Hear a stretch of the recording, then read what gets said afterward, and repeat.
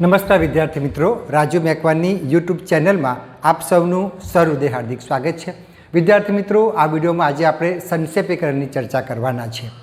ધોરણ 6, 7, 8, 9, 10, 11, 12માં મિત્રો સંક્ષેપીકરણ પૂછાય છે। સંક્ષેપીકરણ એકદમ સરળ છે। તમારે 2-4 પેરેગ્રાફ તમે જાતે પ્રયત્ન કરીને શીખી જાઓ તો તમને 100% આવડી જાય।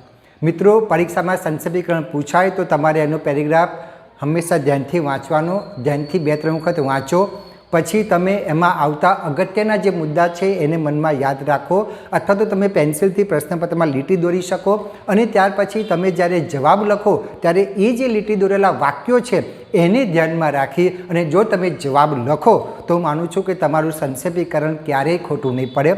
દરેકનું સંક્ષેપીકરણ સાચું પડે, માત્ર એના શબ્દોની પસંદગી, વાક્ય રચનામાં થોડો ફેરફાર હોય, બાકી સંક્ષેપીકરણ ક્યારેય કોઈનું ખોટું પડતું નથી। હા, તમારે વિષયાંતર નથી કરવાનું, જે પેરેગ્રાફમાં અગત્યની બાબતો છે એને ધ્યાનમાં લઈને જ તમારે તમારો જવાબ ટૂંકમાં રજૂ કરવાનો હોય છે। એટલે વિદ્યાર્થી મિત્રો, જો તમે આ રીતે પ્રયત્ન કરો તો માનું છું કે સંક્ષેપીકરણ તમને 100% આવડી જાય। આ વિડીયોમાં આપણે એ રીતે જોવા પ્રયત્ન કરીશું કે તમે સંક્ષેપીકરણ તમને આવડી જાય। તો વિદ્યાર્થી મિત્રો, પરીક્ષામાં પ્રશ્ન આ રીતે પૂછાય છે, નીચેના ગદ્યખંડને 1/3 ભાગમાં સંક્ષેપ કરી તેને યોગ્ય શીર્ષક આપો। સૌપ્રથમ આપણે પેરેગ્રાફનું વાંચન કરીશું, ત્યાર પછી એના જવાબની ચર્ચા કરીશું। મનુષ્યનું જીવન તેના વિચારોથી ઘડાય છે, તેના વલણો અને ભાવનાઓથી સર્જાય છે। જીવનમાં દરેક વ્યક્તિએ ઊંચો ધ્યેય રાખવો છે, રંગીન સ્વપ્નો જોવાના છે અને તેને સાકાર કરવા સતત પ્રયત્નશીલ બનવું જોઈએ। ઊંચા ધ્યેયો અને તેને હાંસલ કરવા માટેનો સતત પુરુષાર્થ જ વ્યક્તિને પ્રગતિની પરાકાષ્ઠાએ કે શિખરે પહોંચાડી શકે છે। પરંતુ ઘણા માણસો નિષ્ફળ જવાના કાલ્પનિક ભયથી જ કે પછી ડરપોકપણાના કારણથી સામાન્ય પ્રકારના કાર્યોમાં જીવન વેડફી નાખે છે। તેઓ કઈ રીતે પ્રગતિ સાધી શકે?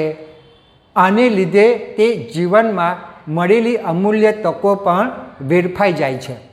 ઈશ્વરે માનવને બળ, બુદ્ધિ અને કર્મ કરવાની સ્વતંત્રતા આપી છે। આથી હવે તેનો ઉપયોગ ક્યાં, કેવો અને કેટલો કરવો તે વ્યક્તિએ પોતે વિચારવાનું છે। જો વ્યક્તિ ઊંચા નિશાન રાખે તો પર્વતની ટોચ હોય કે સાગરનું તળિયું હોય, એ સર્વે તેના હાથ વેતમાં જ હોય છે।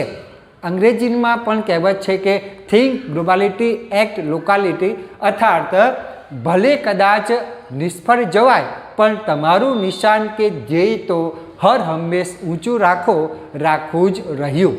તો વિદ્યાર્થી મિત્રો, આમાં વ્યક્તિએ ધ્યેય ઊંચું રાખવાની વાત કરી છે અને ઈશ્વરે આપણને બળ, બુદ્ધિ અને જ્ઞાન આપ્યું છે, પણ આપણે ડરપોકપણાને લીધે ક્યારે આપણે એક તરફ પગલાં માંડતા નથી એની વાત કરી છે। તો હવે આપણે જોઈએ તો આમાં કેટલી લીટીનો સંક્ષેપ કઈ લીટીમાં થાય છે તે તો આપણે જોઈએ છે। અહીંયા મનુષ્યનું જીવન તેના વિચારોથી ઘડાય છે, તેના વલણો અને ભાવનાઓથી સર્જાય છે। જીવનમાં દરેક વ્યક્તિએ ઊંચો ધ્યેય રાખવાનો છે, રંગીન સ્વપ્નો જોવાના છે અને તેને સાકાર કરવા સતત પ્રયત્નશીલ બનવું જોઈએ। ઊંચા ધ્યેયો અને તેને હાંસલ કરવા માટેનો સતત પુરુષાર્થ જ વ્યક્તિને પ્રગતિની પરાકાષ્ઠાએ કે શિખરે પહોંચાડી શકે છે। 1, 2, 3, 4, 5, 6 અને અહીંયા અડધી સુધી, તો આટલા વાક્યનો સંક્ષેપ આપણે એક વાક્યમાં આ રીતે કરી શકીએ। પ્રત્યેક વ્યક્તિએ પોતાના જીવનમાં હર હંમેશ ઊંચું ધ્યેય કે લક્ષ્ય રાખવું જોઈએ। આટલા વાક્યનો સંક્ષેપ છે, બરાબર। આપણે અહીંયા જોઈ શકીએ કે સર્જકે બીજી બાબતોનો આમાં ઉલ્લેખ કર્યો છે, પણ આપણે આમાં આટલી બાબતો અગત્યની છે એ આપણે વાક્યમાં પોતાની રીતે પોતાના શબ્દોમાં લખવાનું છે। આ રીતે લખાય કે પ્રત્યેક વ્યક્તિએ પોતાના જીવનમાં હર હંમેશ ઊંચું ધ્યેય કે લક્ષ્ય રાખવા જોઈએ। આગળ જોઈએ અહીંયા, પરંતુ ઘણા માણસો નિષ્ફળ જવાના કાલ્પનિક ભયથી જ કે પછી ડરપોકપણાના કારણથી સામાન્ય પ્રકારના કાર્યોમાં જીવન વેડફી નાખે છે। તેઓ કઈ રીતે પ્રગતિ સાધી શકે? આને લીધે જ તે જીવનમાં મળેલી અમૂલ્ય તકો પણ વેડફાઈ જાય છે। આટલા વાક્યનો આપણે સંક્ષેપ કરવો હોય તો આ રીતે કરી શકાય। નિષ્ફળતા જ મળશે તેવા કાલ્પનિક ભયથી નીચું ધ્યેય કદાપી ન રાખવું। નિષ્ફળતા મળશે તેવા કાલ્પનિક ભયથી નીચું ધ્યેય કદાપી ન રાખવું. તમે જોઈ શકો છો ઘણા માણસો પ્રયત્ન જ નથી કરતા કે ભાઈ હું આમાં નિષ્ફળ જઈશ, એટલા માટે એ હંમેશા નીચું ધ્યેય રાખે છે. પણ અહીંયા સર્જક કહે છે કે આપણને નિષ્ફળતા મળશે એવો કાલ્પનિક ભય રાખવાનો નથી. આગળ આપણે જોઈએ, ઈશ્વરે માનવને બળ, બુદ્ધિ અને કર્મ કરવાની સ્વતંત્રતા આપી છે. આથી હવે તેનો ઉપયોગ ક્યાં કેવો અને કેટલો કરવો તે વ્યક્તિએ પોતે વિચારવાનું છે. જો વ્યક્તિ ઊંચા નિશાન રાખે તો પર્વતની ટોચ પર કે સાગરના તળિયા સુધી એ પહોંચી શકે. બરાબર, આ બાબતને સમજવા માટે સર્જકે અહીં અંગ્રેજી ઉક્તિનો પણ આધાર લીધો છે, દ્રષ્ટાંત આપ્યું છે. ત્યાર પછી આપણને કીધું છે કે વ્યક્તિએ નિષ્ફળ જવાય એમ માનવાનું નથી. એમ અર્થાત નિષ્ફળ જવાય તો પણ આપણે એનાથી ગભરાવાનું નથી, આપણે ધ્યેય તો હંમેશા ઊંચું જ રાખવાનું રહ્યું. એ બાબતને સમજવા માટે સર્જકે અહીંયા અંગ્રેજી ઉક્તિનો ઉપયોગ કર્યો છે, પણ આપણે જવાબમાં એનો ઉલ્લેખ કરતા નથી. આપણે અહીંથી શરૂઆત કરી અને અહીં સુધીનું જો આપણે સંક્ષેપ કરવું હોય તો આ રીતે કરી શકીએ. આપણને મળેલી બળ, બુદ્ધિ અને કાર્યશક્તિને સારી રીતે જો પ્રયોજવામાં આવે તો ગમે તેવા અઘરા કાર્યોમાં પણ સફળતા મળે છે. આપણને મળેલી બળ, બુદ્ધિ અને કાર્યશક્તિને સારી રીતે જો પ્રયોજવામાં આવે તો ગમે તેવા અઘરા કાર્યોમાં પણ આપણને સફળતા મળી શકે છે. તમે અહીંયા જોઈ શકો છો, ઈશ્વરે માનવને બળ, બુદ્ધિ અને કર્મ કરવાની સ્વતંત્રતા આપી છે. આથી હવે તેનો ઉપયોગ ક્યાં કેવો કરવો, કેટલો કરવો તે વ્યક્તિએ પોતાને વિચારનું રહ્યું. જો વ્યક્તિ ઊંચા નિશાન રાખે તો પર્વતની ટોચ હોય કે સાગરનું તળિયું એ સર્વેમાં તે સફળતા પ્રાપ્ત કરી શકે છે. બરાબર, તો વિદ્યાર્થી મિત્રો તમે જોઈ શકો છો કે અહીંયા આપણે જોયું કે અહીંયા પહેલું પૂર્ણવિરામ એટલે પહેલું વાક્ય, ત્યાર પછી અહીંયા બીજું વાક્ય અને 3 વાક્યની અંદર અહીંયા આપણો જવાબ પૂરો થાય છે. મેં તમને અહીંયા બતાવ્યું કે કેટલા વાક્યોનો ક્યાં કઈ જગ્યાએ સંક્ષેપ કરેલો છે. તો વિદ્યાર્થી મિત્રો તમે જોઈ શકો છો કે મહત્વની બાબતો જે છે એનો જ આપણે આપણા જવાબમાં ઉલ્લેખ કરેલો છે. જે દ્રષ્ટાંતો આપ્યા છે, જે સમજૂતી લખાણ લખી છે એનો આપણે અર્ક લઈએ છીએ. બરાબર, એ રીતે તમારે અહીંયા જવાબ લખવાનો છે. હવે વિદ્યાર્થી મિત્રો આપણે એનું શીર્ષક આપવાનું હોય તો તમને કદાચ આમાં આ સંક્ષેપીકરણમાં શીર્ષક લાંબુ લાગે, પણ અર્થવિસ્તારની પંક્તિ છે. બરાબર, નિશાન ચૂક માપ નહીં માપ નિશું નિશાન. બરાબર, હંમેશા તમે નિશાન તાકવાનું, જો એમાં ભૂલ થાય તો વાંધો નહીં, પણ તમે જો નિશાન જ નીચું રાખ્યું હોય તો એ તમારી ભૂલ છે. આપણું ગોલ, આપણો ધ્યેય હંમેશા ઊંચો રાખવો જોઈએ. એટલે આ સંક્ષેપીકરણનું યોગ્ય શીર્ષક સર્વથા યોગ્ય જ છે, નિશાન ચૂક માપ નહીં માપ નીચું નિશાન. બરાબર, તો આ રીતે તમારે એનું શીર્ષક લખવાનું છે. ફરી વખત આપણે એનો જવાબ વાંચી જોઈએ છે, તમે ધ્યાન આપજો.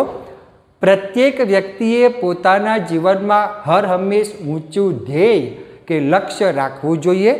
નિષ્ફળતા જ મળશે તેવા કાલ્પનિક ભયથી નીચું ધ્યેય કદાપી ન રાખવું. આપણને મળેલ બળ, બુદ્ધિ અને કાર્યશક્તિને સારી રીતે જો પ્રયોજવામાં આવે તો ગમે તેવા અઘરા કાર્યોમાં પણ સફળતા મળે જ છે. તો વિદ્યાર્થી મિત્રો પરીક્ષામાં પેરેગ્રાફ પૂછાય તો તમારે સૌપ્રથમ પહેલાં ધ્યાનથી વાંચવાનો છે.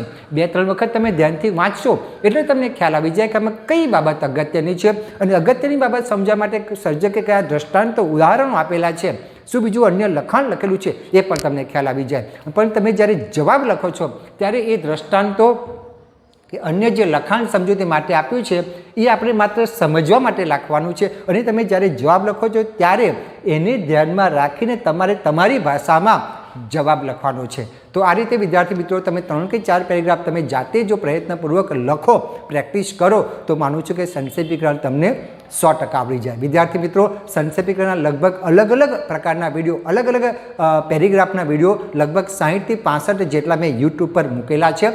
તમે મારી પ્લેલિસ્ટમાં જઈને જોઈ શકો છો. તો વિદ્યાર્થી મિત્રો મારો વિડીયો પૂરો કરતાં પહેલાં આપની એક બાબત ખાસ જણાવી દઉં કે જો તમે મારી યુટ્યુબ ચેનલ પર નવા આવ્યા હો તો મારી યુટ્યુબ ચેનલમાં આપણે ધોરણ 1 થી 12 ગુજરાતી વિષયને લગતા અભ્યાસ, સ્વાધ્યાય, વ્યાકરણ, ગદ્યાર્થ ગ્રહણ, પદ્યાર્થ ગ્રહણ, અર્થ વિસ્તાર, સંક્ષેપીકરણ, અહેવાલ લેખન, વાદાત્મક ગદ્ય, ભાવાત્મક ગદ્ય, અરજી લેખન, કહેવતો, રૂઢિપ્રયોગો, પત્ર લેખન, સમાસ, છંદ, અલંકાર, અધ્યયન નિષ્પત્તિના વિડીયો, આદર્શ ઉત્તરવહી ધોરણ 9, 10, 11, 12ના કઈ રીતે લખી શકાય તેના નમૂનારૂપ આદર્શ ઉત્તરવહીના વિડીયો, સાથે સાથે શાળામાં નાટક, ગરબા, રાસ કઈ રીતે રાખી શકાય, કાર્યક્રમનું આયોજન કરવા માટે કેવા પ્રકારની સ્ક્રિપ્ટ લખી શકાય, આ બધા જ વિડીયો આપને મારી એકમાત્ર યુટ્યુબ ચેનલમાં મળી રહેશે. વિદ્યાર્થી મિત્રો તમારે ચેનલને સબસ્ક્રાઈબ કરવાની છે, ત્યારબાદ તમે પ્લેલિસ્ટમાં જઈને જોઈ શકશો. મેં દરેકના અલગ અલગ પ્લેલિસ્ટ બનાવીને મૂકેલા છે. મિત્રો, જો આપને ગુજરાતી વિષયમાં કંઈ મુશ્કેલી હોય તો તમે નીચે કોમેન્ટ બોક્સમાં કોમેન્ટ કરીને પણ જણાવી શકશો. તો અહીંયા મારો વિડીયો પૂર્ણ કરું છું. ફરી વખત નવા ટોપિક સાથે મળીશું. ત્યાં સુધી આપની રજા લો. આવજો વિદ્યાર્થી મિત્રો, આવજો.